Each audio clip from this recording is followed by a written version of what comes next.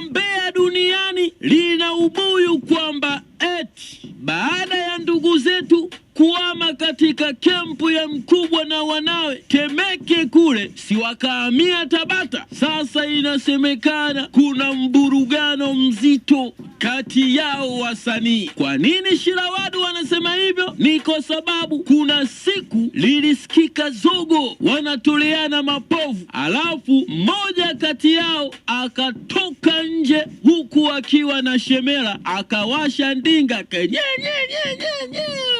Nduki mpaka leo hajarudi katika ile nyumba ambayo walikuwa wanaishi wote memba 4 kwa pamoja, yani Aslay, Malomboso, Beka na Enoki. Hello? Chambuso. Niambie baba. Poa poa, manager wa Yamoto Bendi, Chambuso mwenyewe. Uko freshi? Fresh. Unaongea na ndugu yako hapa Sudi Brown. Sudi ndugu yangu. Wapi hiyo? Shehe wangu. Niko Temeke, naingia bwana naye. Hivi safari ya Yamoto kwenda Ulaya lini? Safari ya moto yani leo muda huu ndo natoka ubalozini. Tunaingia ubalozini lini? Tarehe 29. Safari ipo mwezi wa kwanza tarehe 26 hivi tutashaondoka. Visa ndo zinasuasua. Visa ndo liko kidogo kama ina nani. Lakini nadhani mpaka leo tushapata appointment, nadhani tunaingia ubalozini sasa hivi. Nchi gani mnaenda? Tunaenda Finland, tunaenda Ujerumani.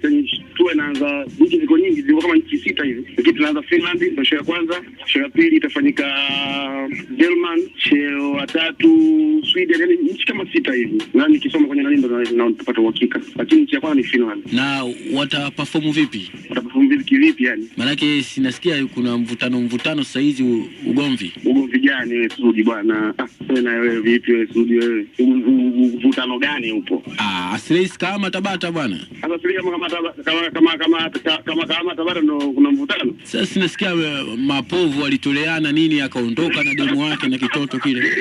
Wewe Sudi bwana inakuwa nani wewe? Hamna chochote bwana. Sio kinaendelea kama kawaida, kama juzi watu kama wamekuja kwenye uzinduzi wa taarabu ile nani TMK ya moto aliimba wote kwa pamoja na ya moto hapo pamoja, hakuna tatizo lolote bwana Sudi. Mimi kama meneja hao ndo nashinda nao kwa 24 na kuhakikishia jambo hilo. Umeshali solve tatizo lao? Hakuna tatizo Sudi, hakuna tatizo. Jana mimi nilikuwa na refa amesema kweli nini? Kwamba kuna tatizo tu, Aslay waligombana na wale wengine. Sasa aligombana na Enoki Bela au basi umesikia? Basi hakujui kama kwamba kuna tatizo. Hakuna tatizo, mimi ndo nipo nao masaa 24. Mapela kwambia kuna tatizo sote tutakuwa afahamu kitu chochote. Pia kama hawajagombana. Sasa mzee paka nimtaje Mungu mzee. Sudi Mungu kwa ratibu zake za kumtaja Mungu bwana. Lakini hakuna tatizo. Mimi ndo meneja wa Yamoto Bendi. Nasema hakuna tatizo lolote ya Moto Bendi. Pia bwana Sudi, mkato mambo hayo bwana. Hakuna tatizo, na Januari tunaachia ngoma ya Yamoto pamoja na video na video wiki ijayo tunafanya video. Hivi kwa nini manager umewaweka wasanii wote katika nyumba moja kama Big Brother, alafu ukizingatia wana madem zao wake tunaweza kuita, kwa sababu wengine wamezaa na watoto?